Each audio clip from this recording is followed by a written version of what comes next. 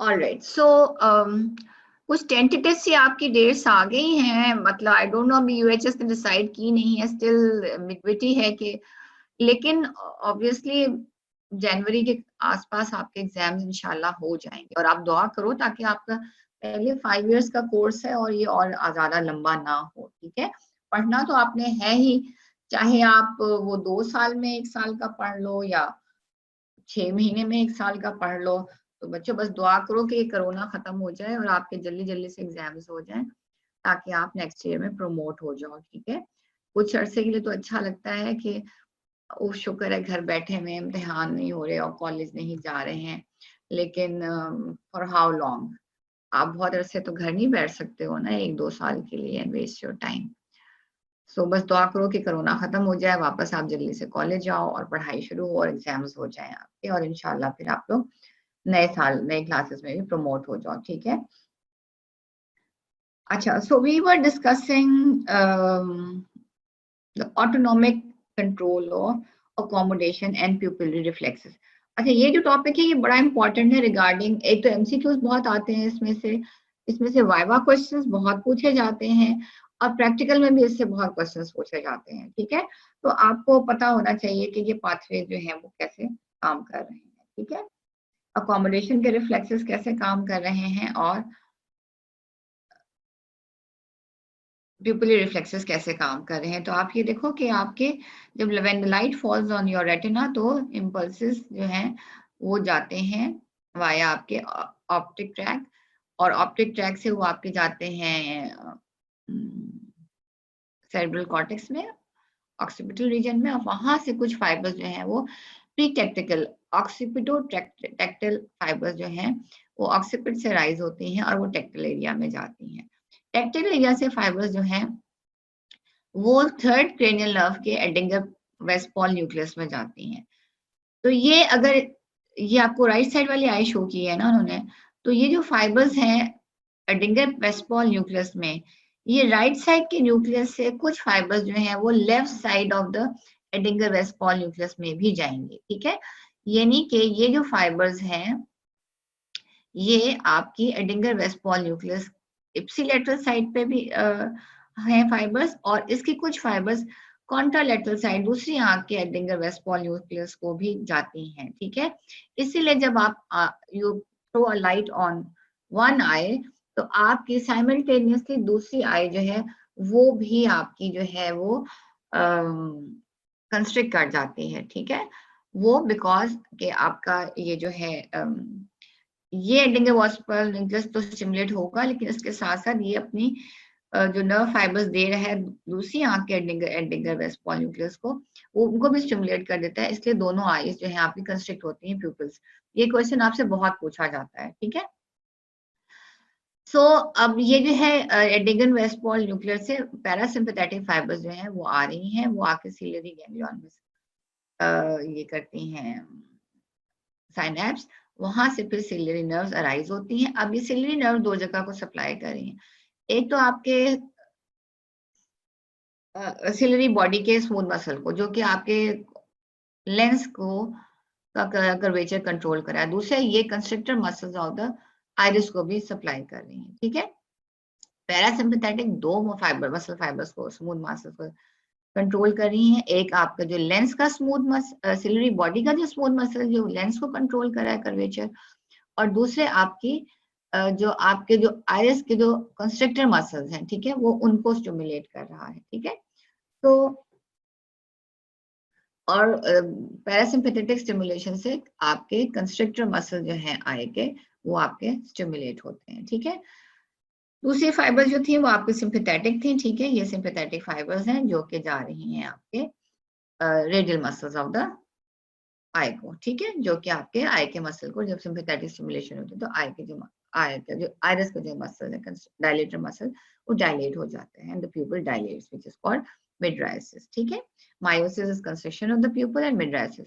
अच्छा, बीच में वो 3-4 उन्होंने ना assumptions दी हुई हैं कि कैसे अकोमोडेशन कंट्रोल हो रही है, वो क्रोमेटिक एबरेशंस है, वो चीजें याद करने की कोई जरूरत नहीं, पढ़ने की कोई जरूरत नहीं है, ठीक है। वो अननेसेसरी डिटेल्स हैं, वो they themselves are presumed, themselves are not sure के how to correlate all those things, वो पढ़ने की जरूरत नहीं है, ठीक है। अच्छा, तो अब वो ये कहता है कि ये जो पाथवे है ना, ये प्रीटैक्टिकल से एडिंग स्मॉल न्यूक्लियस, ठीक है, ये जो है ना यूजुअली इनहिबिटरी इन नेचर है। ये जब डिस्ट्रॉय हो जाएगा तो इसकी जो है इनहिबिशन खत्म हो जाती है, पर प्यूपल जो है वो कंस्ट्रक्ट कर जाता है, ठीक है। तो अच्छा, दूसरे कुछ कंडीशंस ऐसी हैं जैसे एन्सेफेलाइटिस है, लेड पॉइजनिंग है, और सिफिलिस ऑफ द ब्रेन है, जिसमें ये न्यूरोनल जो है आपके डिफेक्ट्स आ जाते हैं, ठीक है। तो उसमें क्या होगा कि आपके इन दैट सिचुएशन, सिफिलिस में खासतौर पे, the pupil is called Argyll Robertson pupil. ये भी बहुत पूछा जाता है कि what is Argyll Robertson pupil. Argyll Robertson pupil में क्या होता है कि यहाँ डिफेक्ट है, इसमें अकोमोडेशन तो इंटैक्ट है, लेकिन आपके जो प्यूपल रिफ्लेक्स है, वो प्यूपल जो है वो दे रिमेन कंस्ट्रक्टेड, ठीक है। प्यूपल जो है वो आपके कंस्ट्रक्ट नहीं, डायलेट नहीं करते हैं, ठीक है। तो the accommodation reflex is intact in Argel-Robertson pupil, or the pupillary reflexes, they are gone, the pupil remains constricted, ठीक है। So, और उसमें ये होती है कि जो लाइट पाथवे है थोड़ा सा डॉर्सल होता है for the pathway of the accommodation. अगर डॉर्सल पाथवे आपका अफेक्ट हो गया है तो लाइट पाथवे जो है ना वो आपका प्यूपल्स जो है वो आपके कंस्ट्रिक्टेड रहेंगे, और आपके जो अकोमोडेशन रिफ्लेक्स है इंटैक्ट है। और ये सीएनएस में अगर सिफिलिस हो जाए तो इसका बहुत इंपॉर्टेंट, ये आप आगे मेडिसिन में भी जाओगे ना, मेडिसिन भी पढ़ोगे, तो उसमें भी आर्गल रॉबर्टसन पीपल आपसे बहुत पूछा जाता है कि क्या very important feature of syphilis क्या है, that is Argyll Robertson pupil. यानी उस बंदे की अकोमोडेशन रिफ्लेक्स इंटैक्ट है, लेकिन the person is unable to constructed, pupil जो है वो कंस्ट्रक्टेड ही रह सकते हैं, लाइट रिस्पॉन्स इज लॉस, ठीक है। So a pupil that fails to respond to light but does respond to accommodation and is also very small is an Argel-Robertson pupil। तो pupil जो है small हो जाता है, constrict हो जाता है, ठीक है, and but the accommodation reflex is intact, and this is an important diagnostic sign of central nervous system disease called syphilis. This is an important diagnostic sign of central nervous system, ठीक है, in syphilis। अच्छा जी, अच्छा, अब दूसरी ये तो हमने बात कर ली ना कि पैरासिम्पैथेटिक पाथवे जो अगर डैमेज हो जाए, ठीक है। अब हम बात करते हैं कि सिंपैथेटिक पाथवे जो है डैमेज हो जाए। तो सिंपैथेटिक पाथवे डैमेज हो जाए तो the condition is called Horner syndrome. The condition is called Horner syndrome. अच्छा, इस पे भी बहुत सवाल आते हैं, बहुत सवाल पूछे जाते हैं, ठीक है। The sympathetic nerves to the eye are occasionally interrupted in the cervical sympathetic chain। अब cervical sympathetic chain कहाँ है आपकी? Along the thoracolumbar region, ठीक है। तो वो जो sympathetic chain है that gets involved, interrupted। तो अब क्या होगा, इसके symptoms क्या है? 4 symptoms हैं, बहुत important है ये। First, because of interruption of sympathetic nerve fibers to the pupillary dilator muscle, the pupil remains persistently constricted as compared to the opposite eye, ठीक है। Pupil जो है it remains persistently constricted as compared to the opposite eye। Constricted क्यों? Because sympathetic fibers जो है they are carrying dilator signals to the iris, ठीक है। तो जब वो डायलेटर वाले सिग्नल्स नहीं जाएंगे आयरस को, तो प्यूपल जो है इट विल रिमेन कंस्ट्रक्टेड, ठीक है, of the side which is affected. दूसरा क्या है कि सुपीरियर आईलिड जो है उसकी उसी साइड की जिधर डैमेज है वो ड्रूप कर जाती है, बिकॉज सुपीरियर आईलिड के अंदर स्केलेटल मसल्स तो हैं बच्चों, लेकिन साथ साथ उसके सुपीरियर आईलिड में थोड़े से स्मूथ मसल्स भी पड़े हुए हैं जो कि which are supplied by the sympathetics, ठीक है। superior eyelids में आप याद रखो कि skeletal muscles तो हैं, but there are some smooth muscle fibers, ठीक है, in the superior eyelid which are supplied by the sympathetics, ठीक है। तो जब superior eyelid को जब sympathetics डैमेज हो जाएंगे तो eyelid जो है वो ड्रूप कर जाएगी, ठीक है। you are unable to open your eyelids properly, eyelids जो है आपकी वो ड्रूप कर जाएंगे, ठीक है। अच्छा, फिर क्या है, जरा बैच ए जो है ना वो सारा अपना कैमरे ऑन कर ले, सिर्फ अभी 101 बच्चे आए हैं और 15 मिनट हो चुके हैं। बैच ए अपने सारे कैमरे ऑन कर लें। I would like to see batch ए।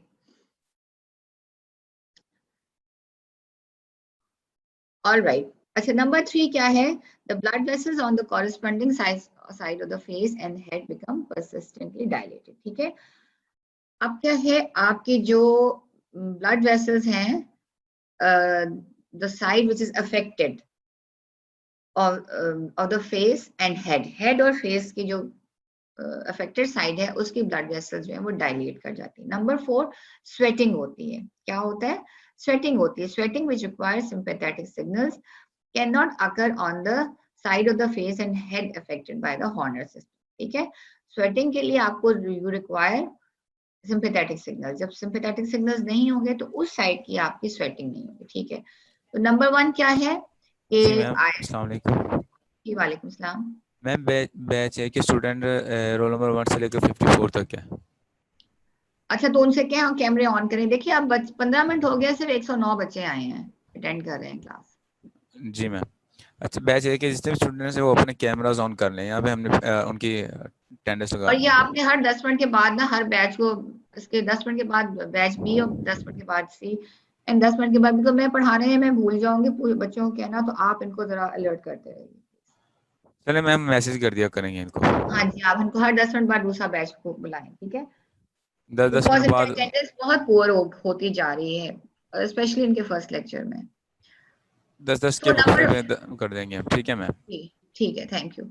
तो फर्स्ट ये है कि जो प्यूपल है वो कंस्ट्रक्टेड होता है। नंबर 2 क्या है? सुपीरियर आईलिड में जो ड्रॉप कर जाता है, टोसिस हो जाती है, unable to open your eye. Number 3, blood vessels जो है उस साइड की परसिस्टेंटली डायलेटेड रहती हैं। और नंबर 4 क्या है कि उधर की स्वेटिंग नहीं होती उस एरिया की। ठीक है, so here we finish with our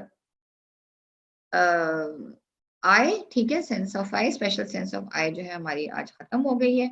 ठीक है, अब मैं आपके साथ शुरू शुरू करूंगी मैं आपके साथ। सॉरी, मैं अभी बच्चों खोल लूं जरा अपने स्लाइड, तो फिर मैं आपके पास वापस आती हूँ।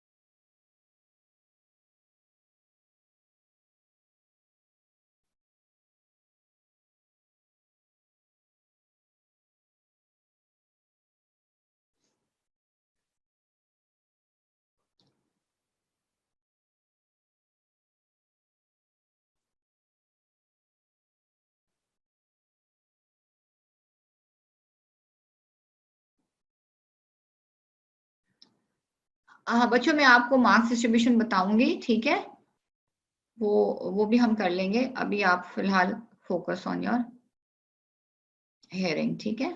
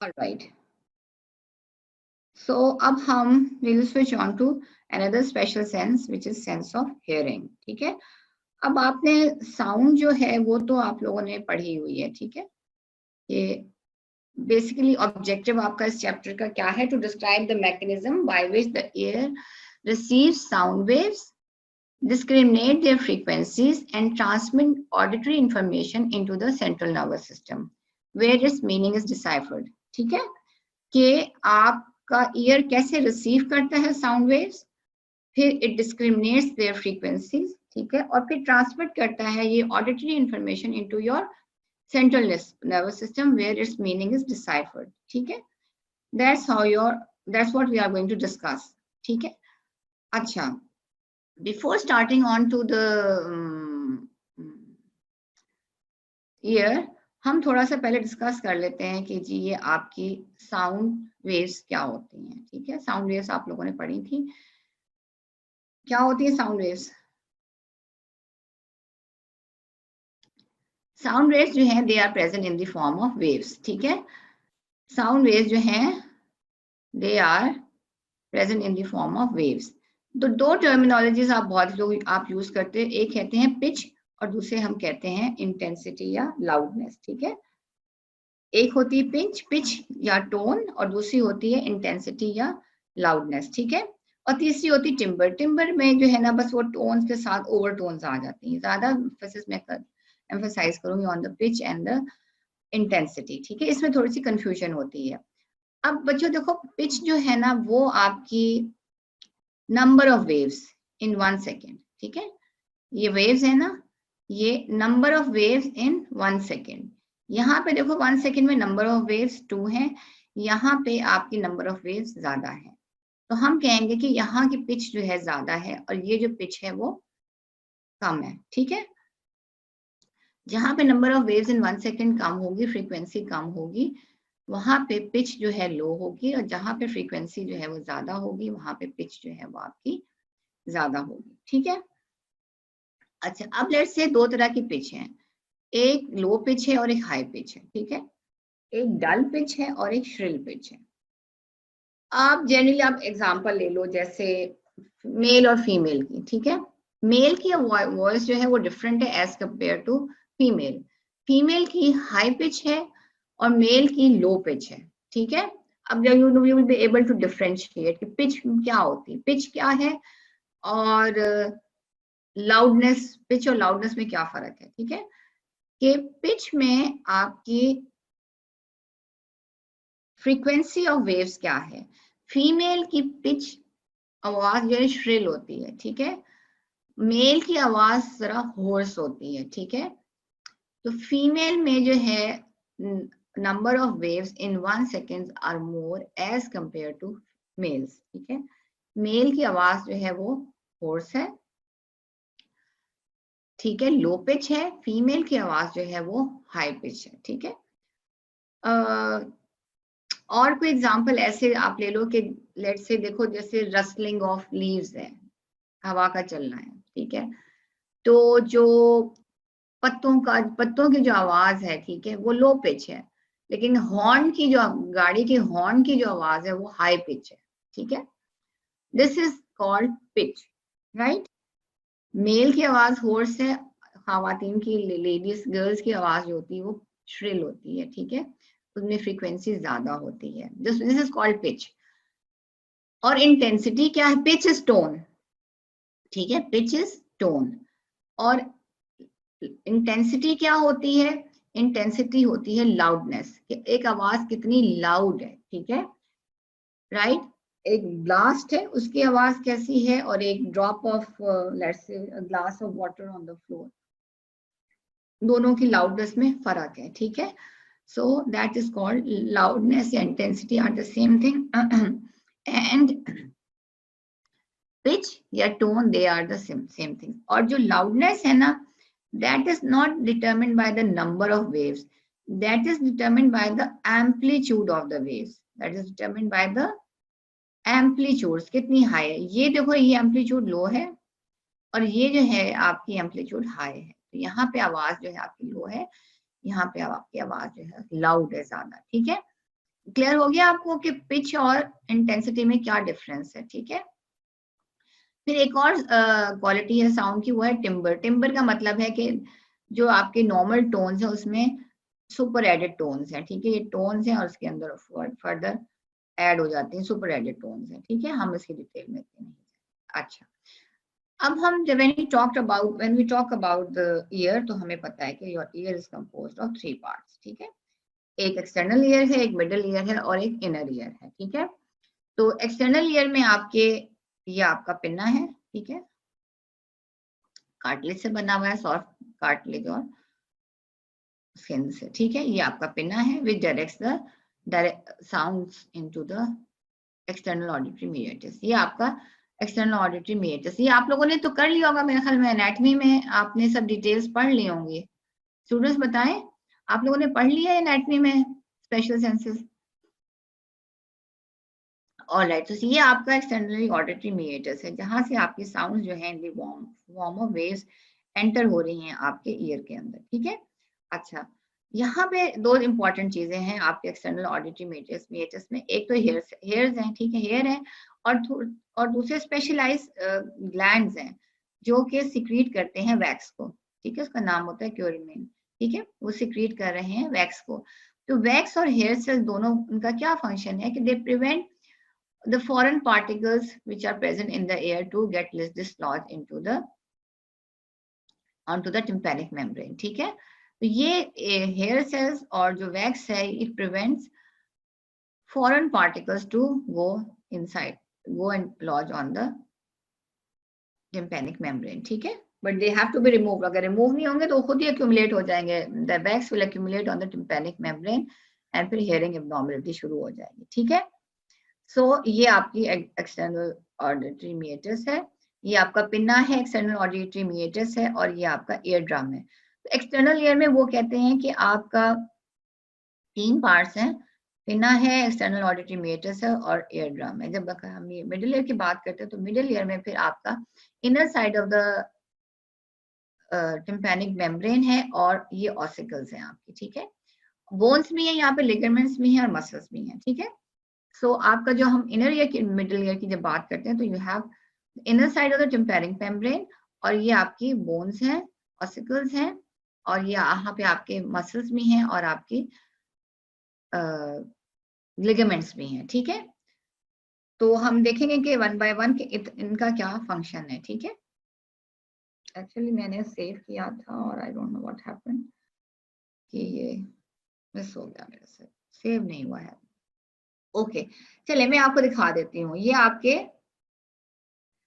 इंटरनल ईयर है, ये आपकी this is your tympanic membrane, ये टिम्पैनिक मेम्ब्रेन है, ये बॉर्डर है टिम्पैनिक मेम्ब्रेन का, ठीक है। अच्छा, अब मिस से आप याद रखा को कि सबसे पहले मेलियस है, ठीक है, ये मेलियस है आपकी बोन, और ये हैंडल ऑफ द मेलियस है, और which is attached to the border of the tympanic membrane, ठीक है। टिप ऑफ द मेलियस जो है वो अटैच्ड है to the border of the tympanic membrane, ठीक है। ये आपका मेलियस है। फिर ये आपका इस आई, मिस का आई है, इनकस है, ठीक है, इनकस है, और इनकस जो है वो अटैच है टू द स्टेपीज, ठीक है, ये आपका स्टेपीज है, ठीक है। अच्छा, और ये देखो थ्रू लिगामेंट्स ये जो है ये एक दूसरे से भी अटैच है और they are attach to the, basically it is lying in the temporal bone, ठीक है। अच्छा, ये मिडिल ईयर जो है आपका, और आप देखोगे कि यहाँ पे 2 मसल्स भी हैं, ठीक है। एक मसल जो है टेंसर टिम्पनाई है और एक मसल जो है ये स्टेपिडियस है, ठीक है। ये स्टेपिडियस मसल है जो कि यहाँ पे उन्होंने दिखाया नहीं है, लेकिन वो ऑलमोस्ट ये यहाँ पे होगा स्टेपिडियस मसल, ठीक है। ये उन्होंने उसका एक लार्जर वर्जन दिखा दिया कि ये देखो ये आपकी स्टेपिडियस है, ठीक है। स्टेपिडियस के साथ, सॉरी, ये आपका वो है स्टेपीज है और उसके ऊपर आपका स्टेपिडियस मसल है, ठीक है। टेंसर टिम्पनाई ये जो देखो आप अटैच्ड है आपका इसके साथ, ये जो आपका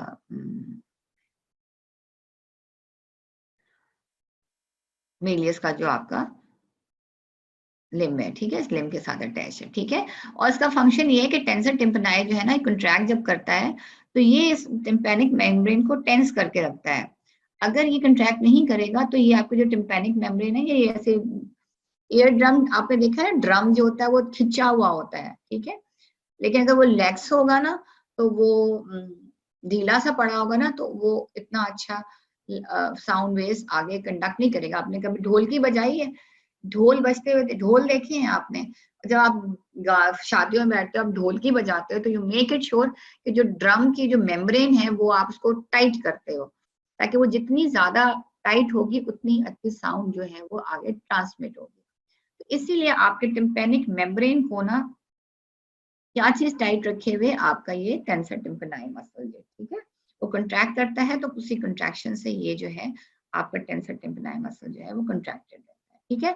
सो आपके यहाँ पे 3 बोन्स हैं, ठीक है, 2 मसल्स हैं और आपके लिगामेंट्स हैं और ये आपकी टिम्पेनिक मेम्ब्रेन है। ये आपको देखो कि अच्छा, और मैं आपको दिखा दूं कि ये जो आपकी फुट प्लेट और स्टेपीज है ना, ये आपके आगे कंटिन्यूस है with the oval window of the middle ear, inner ear. Inner ear में एक ओवल विंडो है और एक आपके राउंड विंडो है। ये देखो, ये एक ओवल विंडो है, यहाँ पे अभी नजर नहीं आ रही, मैं आपको और दिखाऊंगी। यहाँ पे foot plate of stapes end कर रही है ना, वो एक्चुअली एंड कर रही है ऑन द ओवल विंडो, ठीक है। और इसी तरह से यहाँ पे नीचे एक राउंड विंडो भी है, ठीक है, नीचे आपके एक राउंड विंडो भी है। ये दोनों जो है ये एक्चुअली आगे से कंटिन्यूएशन है आपके इनर ईयर की, ठीक है। तो फुट प्लेट और स्टेपीज जो है ये आपके ओवल विंडो के ऊपर अटैच हुई है, ठीक है।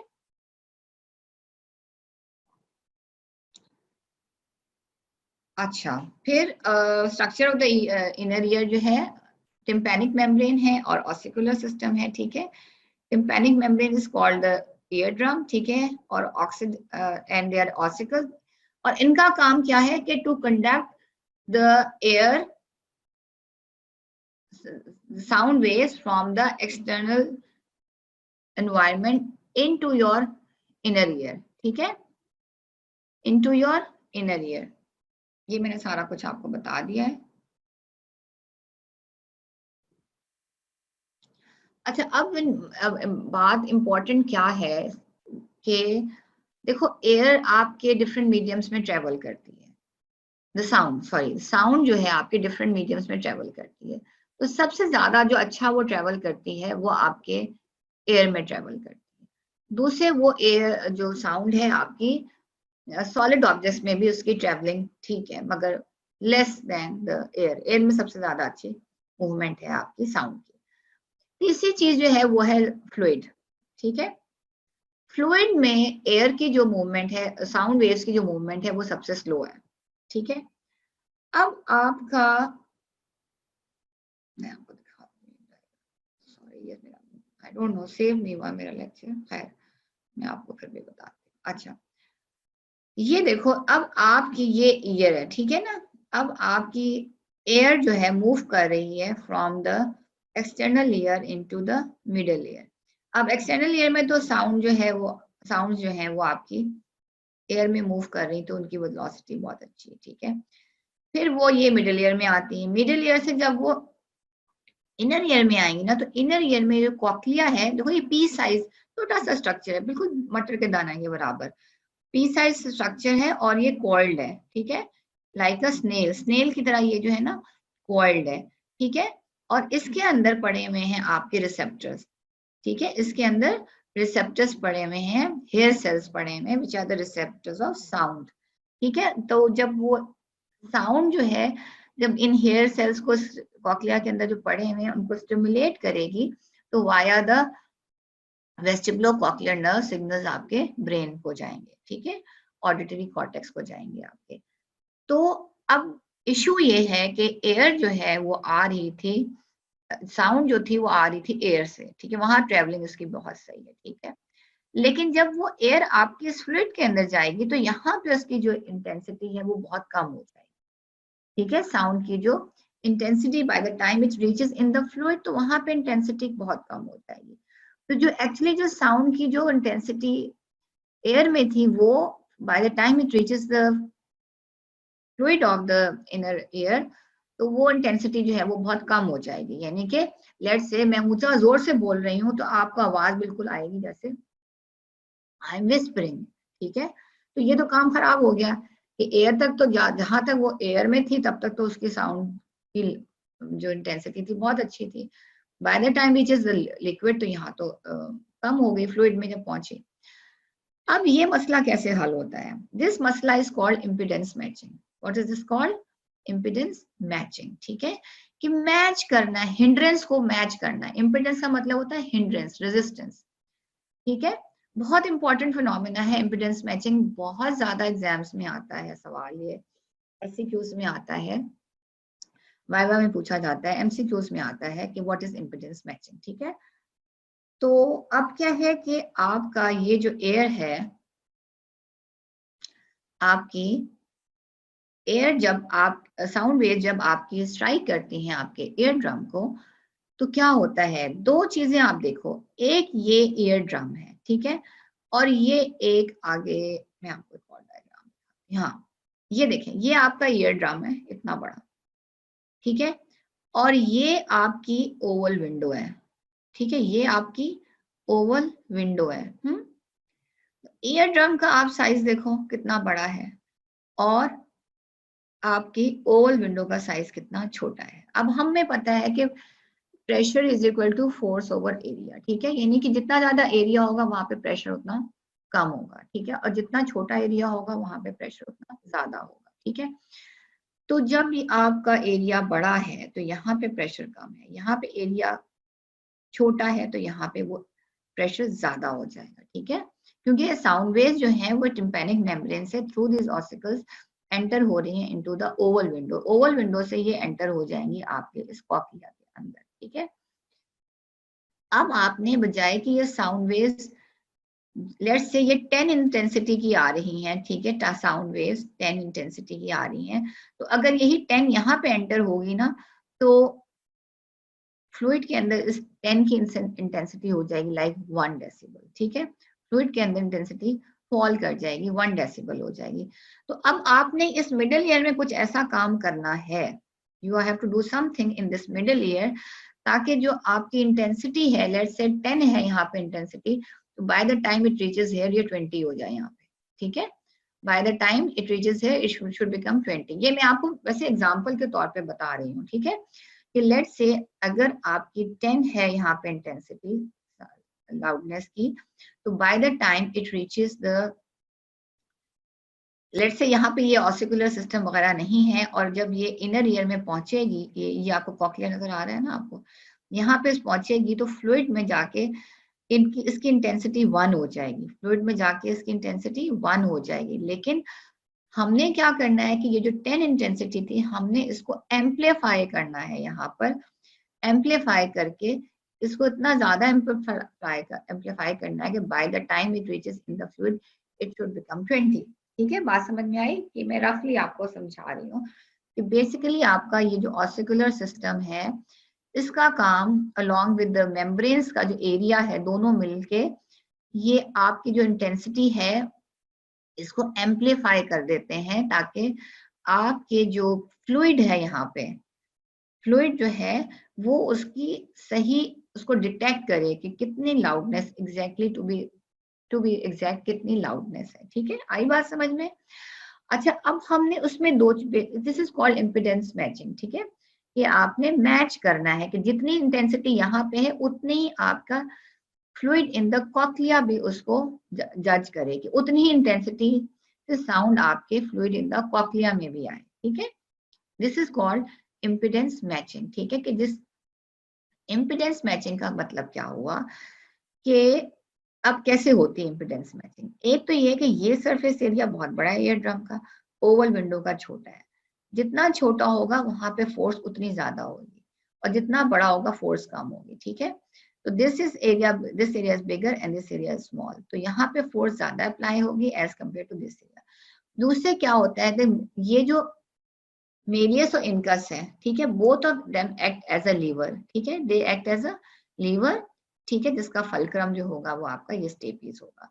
और इन दोनों के लीवर से एक्ट करने से भी क्या होगा कि आपका इम्पिडेंस मैचिंग होगा, आपकी फोर्स जो है साउंड की वो एनहांस होगी, ठीक है। So the ossicles of the middle ear, they are suspended by ligaments in such a way that the malleus and incus act as a single lever, ठीक है, having its इसका जो लीवर का जो फल्क्रम है वो टिम्पैनिक मेम्ब्रेन पे, मैंने आपको स्टेपिस पे कह दिया। ये देखो ये दोनों जो हैं आपके they will act as a lever, ठीक है, और उनका फल्क्रम जो होगा वो टिम्पैनिक मेम्ब्रेन पे, ठीक है। The articulation of the incus with the stapes causes the stapes to push forward on the oval window and on the cochlear fluid on the other side of the window every time the tympanic membrane moves inward, and pull backwards on the fluid every time the malleus move outward. अच्छा, अब थोड़ा सा मैं एक और function भी बता दूं इम्पिडेंस मैचिंग के पर जाने के से पहले कि ये देखो यहाँ से साउंड आई, टिम्पैनिक मेम्ब्रेन अंदर बल्ज हुई, टिम्पैनिक मेम्ब्रेन अंदर बल्ज होगी तो आपकी ये जो फुट प्लेट ऑफ स्टेपिस है ये पुश करेगी इनटू द ओवल विंडो, ठीक है, ओवल विंडो में पुश करेगी, तो वो दैट पुश जो है ना वो एंटर होगी, that force will enter the cochlea, ठीक है। और जब ये टिम्पैनिक मेम्ब्रेन जो बल्ज हुई थी वापस जाएगी टुवर्ड्स ऑडिटरी कैनाल, तो ये फुट प्लेट ऑफ स्टेपिस जो है ये भी वापस outward towards away from the window move करेगी, ठीक है। यानी कि जब टिम्पैनिक मेम्ब्रेन अंदर मूव करेगी तो ओवल विंडो भी अंदर को मूव करेगी, जब टिम्पैनिक मेम्ब्रेन बाहर को वापस जाएगी तो आपकी ओवल विंडो भी जो है मूव करेगी वापस, ठीक है।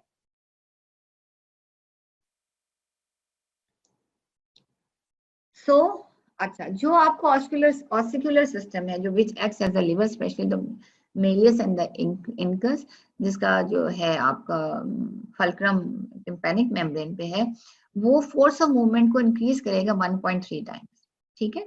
फोर्स ऑफ मूवमेंट को, जो फोर्स ऑफ मूवमेंट कैसे हुई, जो साउंड अंदर आई है उसकी फोर्स ऑफ मूवमेंट को जो लीवर सिस्टम है ऑस्टिकुलर सिस्टम का वो 1.3 टाइम्स इंक्रीज करेगा।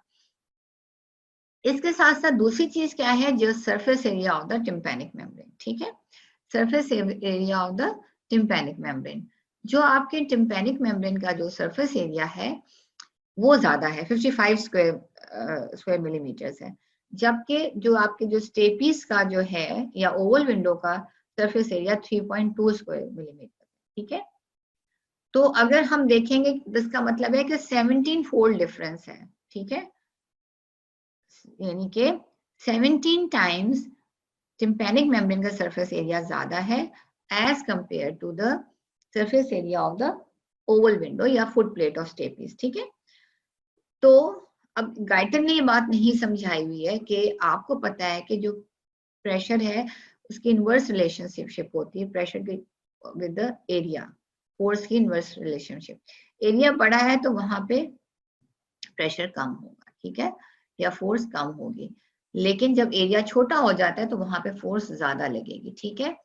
तो ये जो 17 फोल्ड डिफरेंस है ना in the area of the tympanic membrane and the oval window, ठीक है, ओवल विंडो में प्रेशर ज्यादा है, ठीक है, 17 टाइम्स ज्यादा है as compare to on the tympanic membrane, ठीक है। This difference 17 fold difference plus multiplied by the increase in force provided by the lever oscular system, ठीक है, oscular system का जो लीवर सिस्टम है वो फोर्स प्रोवाइड कर रहा है 1.3 टाइम्स, और 17 टाइम्स जो है वो जो फोर्स है ओवल विंडो पे ज्यादा अप्लाई हो रही है, तो जब हम इन दोनों को मल्टीप्लाई करेंगे तो actually this is the which becomes 20, which is 22 times the total force that is exerted on the fluid of the cochlea, ठीक है, as compared to which is exerted by the sound waves against the tympanic membrane, ठीक है। बात समझ में आई? मैं फिर से बता देती हूँ आपको, ये देखो ये आपका, ये बेटा आपके गाइटन का गेनॉन का डायग्राम है, ठीक है, कि ये एरिया है बड़ा और ये एरिया है छोटा, ठीक है। तो यहाँ पे फोर्स कम अप्लाई हो रही है, यहाँ पे फोर्स ज्यादा अप्लाई हो रही है, यहाँ पे 17 टाइम्स ज्यादा फोर्स अप्लाई हो रही है as compare to the tympanic membrane, ठीक है। तो this is increasing the force of the sound waves, ठीक है। दूसरे ये जो आपके ऑसिकुलर सिस्टम है जो कि एक्ट कर रहा है एज अ लीवर, तो ये भी फोर्स को इंक्रीज कर रहा है 1.3 टाइम्स, ठीक है। 1.3 टाइम्स ये भी आपकी फोर्स को इंक्रीज कर रहा है। तो ये दोनों चीजें मिलकर ये फोर्स को इंक्रीज करती हैं 22 टाइम्स। 22 टाइम्स फोर्स, ज्यादा फोर्सफुली साउंड वेव्स एंटर होंगी आपके कॉक्लिया में, ठीक है, to move vibration in the fluid of the cochlea, ठीक है। अदरवाइज साउंड वेव्स के लिए to move produce waves in the cochlea is very difficult. So ये जो आपका ऑस्कुलर सिस्टम है and difference in the size of the tympanic membrane and the oval window, ये दोनों मिलकर जो जिस फोर्स से यहाँ पे साउंड वेव स्ट्राइक करेगी वो उस फोर्स को 21 टाइम्स इंक्रीज करेगा। कितना करेगा? 21 टाइम्स। 21 टाइम्स इंक्रीज होगा तो आपका फ्लूइड इन द कॉक्लिया उसी इंटेंसिटी के साथ वाइब्रेट करेगा जिस इंटेंसिटी से वो एयर में मूव कर रहा था। आगे बात समझ में बच्चों? जल्दी से बता दो मुझे। This is called impedance matching, ठीक है, this is called impedance matching.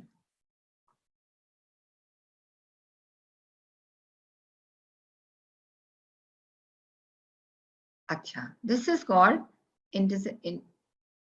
Impedance matching, ठीक है। अच्छा,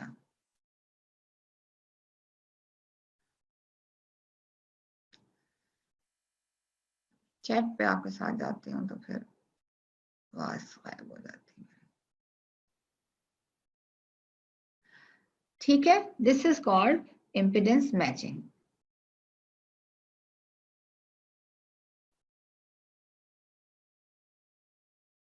So two mechanisms are related to the oscular system to amplify pressure of the airborne sound waves to set up fluid vibration in the cochlea. यानी कि airborne sound waves जो हैं they have to set up fluid vibrations in the cochlea. अगर बीच में ऑस्किल नहीं है और difference in tympanic membrane का साइज नहीं है तो एयरबोर्न जो एयर से साउंड वेव्स आ रही है वो फ्लूइड में वाइब्रेशन नहीं कर सकेगी, कॉक्लिया का जो फ्लूइड है, ठीक है। तो एक तो सरफेस एरिया का फर्क है और दूसरे lever action of the ossicles, दोनों मिला के लीवर सिस्टम से एक मैकेनिकल एडवांटेज होती है, ठीक है, और वो फोर्स को इंक्रीज करता है। दोनों मैकेनिज्म मिलके the force exerted on the oval window is 20 times more as compared to the force exerted by the sound waves on the tympanic membrane, ठीक है।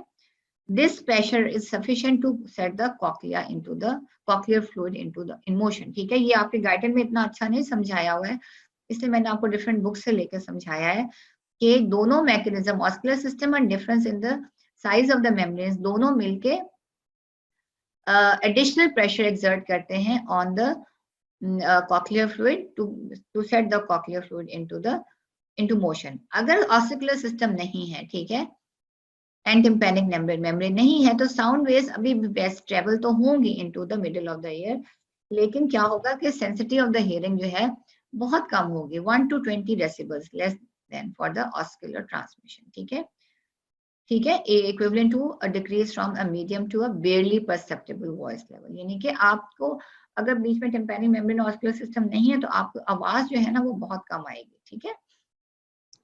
तो ये फायदा है आपके इम्पिडेंस मैचिंग का, सिग्निफिकेंस है कि अगर इम्पिडेंस मैचिंग है तो आपको आवाज सही आएगी, सुनाई देगी, अदरवाइज आपको barely minimum audible voice you will be able to hear. अच्छा, एक और इम्पॉर्टेंट रिफ्लेक्स है, this is called attenuation reflex. बहुत इंपॉर्टेंट रिफ्लेक्स है, बहुत एग्जाम्स में आता है, ठीक है। Attenuation of sounds by contraction of tensor tympani and stapedius muscle. अब आपको मैंने दिखाया था कि आपके जो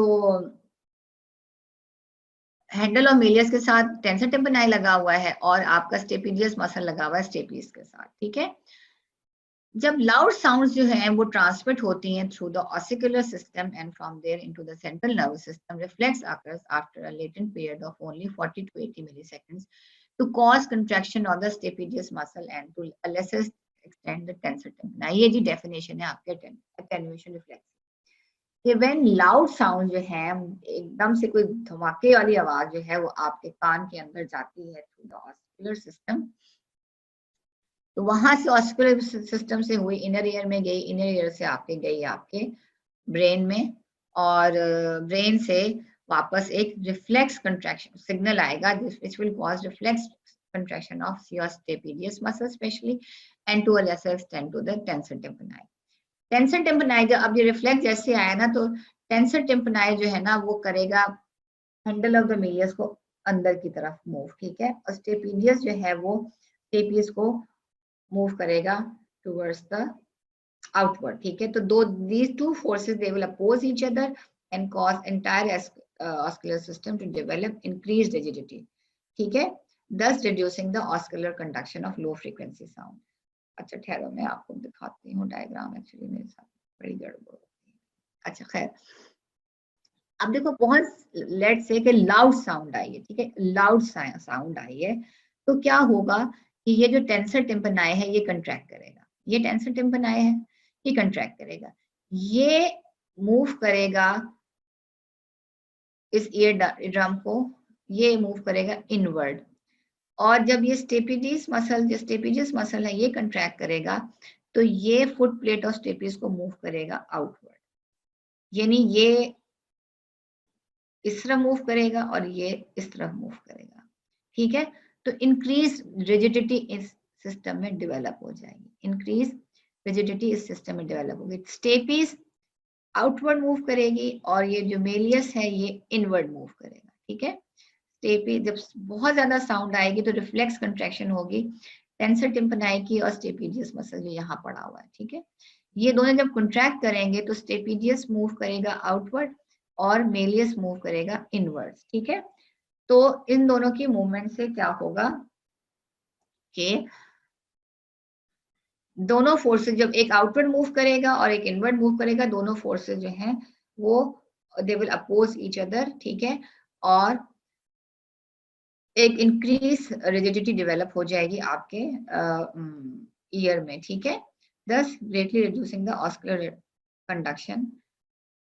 तो आपकी ऑस्कुलर की जो कंडक्शन जो है ना, कंडक्शन जो है वो कम हो जाएगी, ठीक है, फ्रीक्वेंसीज बिलो 1000 साइकिल्स पर सेकेंड, ठीक है। अब इसका फायदा क्या है, दो फायदे हैं, एक तो ये है कि जैसे आप बहुत सारी आवाजें सुन रहे हो, ठीक है, तो उसमें से जो लो फ्रीक्वेंसी वाली आवाजें वो आप नहीं सुनोगे, सिर्फ जो आपकी नॉर्मल फ्रीक्वेंसी की आवाजें वो आप सुनोगे। दूसरे क्या है कि अगर बहुत ज्यादा लाउड वो साउंड है, ठीक है, तो लाउड साउंड जो है वो मास्क हो जाती हैं, ठीक है, बिकॉज ऑफ द रिजिडिटी। तो इससे आपके टेम्परेमेंट जो एयर ड्रम है वो रप्चर होने से बच जाता है, ठीक है। ओनली जो दो काम हो रहे हैं एटेन्युएशन रिफ्लेक्स से, एक तो बहुत सारी बैकग्राउंड में आवाजें हैं लो फ्रीक्वेंसी की, वो आपकी मास्क हो जाती है। दूसरे जो बहुत ज्यादा लाउड वॉइस है, ठीक है, जैसे कि धमाके की आवाज है, तो ये अगर आपके रिफ्लेक्स कंट्रैक्शन मसल्स की नहीं होगी तो there is a chance of your damage to the ear, ठीक है।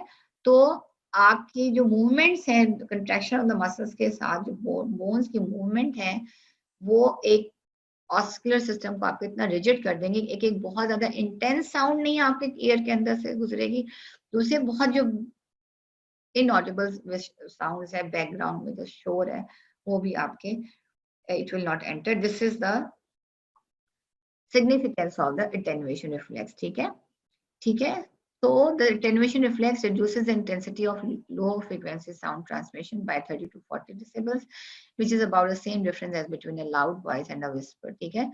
The function of this mechanism is believed to be twofold: to protect the cochlea from damaging vibrations caused by excessive loud sounds, and it also masks low frequency sounds in loud environments, ठीक है। तो दो फायदे हैं, एक तो ये है कि ये कॉक्लिया को अगर डायरेक्ट आवाज इतनी वेरी लाउड साउंड अगर एंटर हो गई कॉक्लिया में तो आपका कॉक्लिया जो है वो डैमेज हो जाएगा, ठीक है, तो उसको प्रिवेंट करती। दूसरे बहुत सारी साउंड्स हैं जो लो साउंड है ना लाउड एनवायरमेंट्स में, उनको भी मास्क कर देती है, ठीक है। So masking usually removes a major share of the background noise and allows a person to concentrate on sounds above 1000 cycles per second, ठीक है।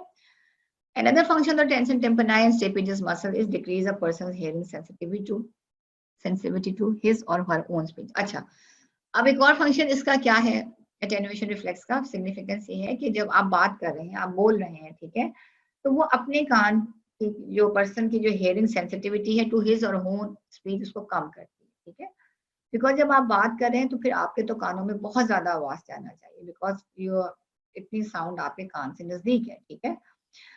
तो लेकिन लेट्स से कि अगर कान के पास आप पटाखा छोड़ते हो, ठीक है, यहाँ पे कान के पास पटाखा छोड़ रहे हो, या आप यहाँ से चीख मार रहे हो, आप या अपनी नॉर्मल भी आवाज से बोल रहे हो, तो भी ये साउंड वेव्स बहुत ज्यादा होती हैं। तो tensor tympanic stapedius muscle contract करके रखते हैं थोड़ा सा ऑस्कुलर सिस्टम को to decrease a person's hearing sensitivity to his own और हर स्पीच, ठीक है। अच्छा जी, फिर transmission of sound through bone. अब अभी हमने बात कर ली कि जी फ्लूइड में, कॉक्लिया में कैसे आप इंक्रीज करोगे फोर्स को, ऑस्कुलर सिस्टम और डिफरेंस इन द मेम्ब्रेन जो है दो, ये दोनों मिल के फोर्स को इंक्रीज करती हैं साउंड वेव्स की, ताकि जो आपका कॉक्लिया का जो लिक्विड है it should set into motion, ठीक है। अब हम बात करते हैं सॉलिड्स की।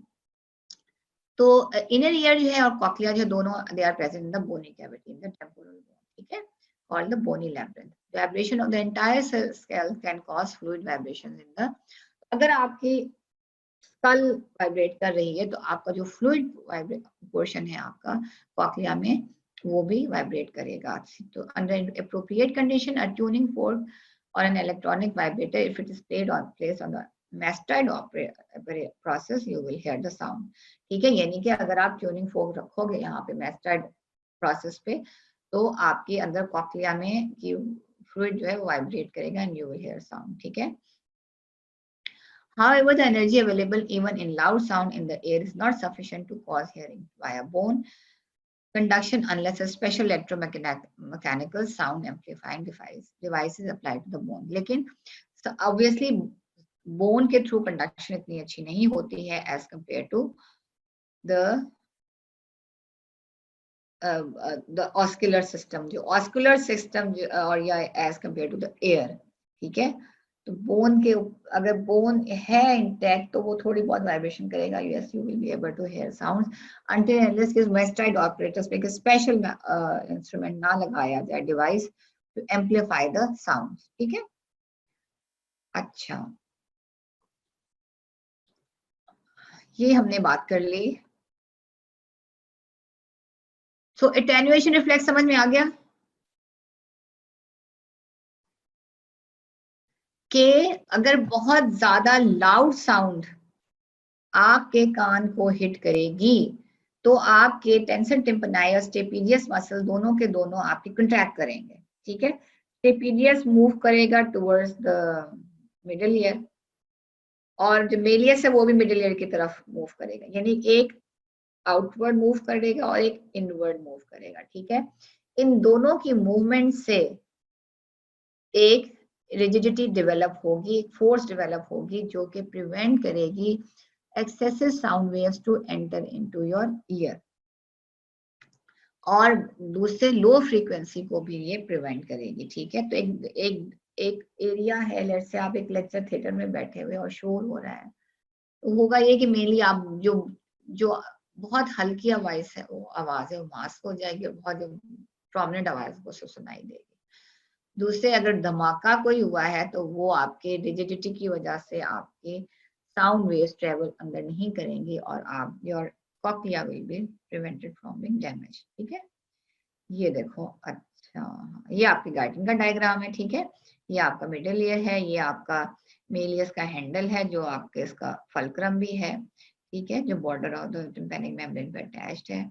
अच्छा बच्चों, अब ये मेरा आपके साथ लास्ट लेक्चर है, मुझे आप ये लोग बता दो कि आपको हम इंशाल्लाह एंड ऑफ द अगस्त से पहले ही 23rd 24th अगस्त तक आपकी फिजियोलॉजी खत्म हो जाएगी।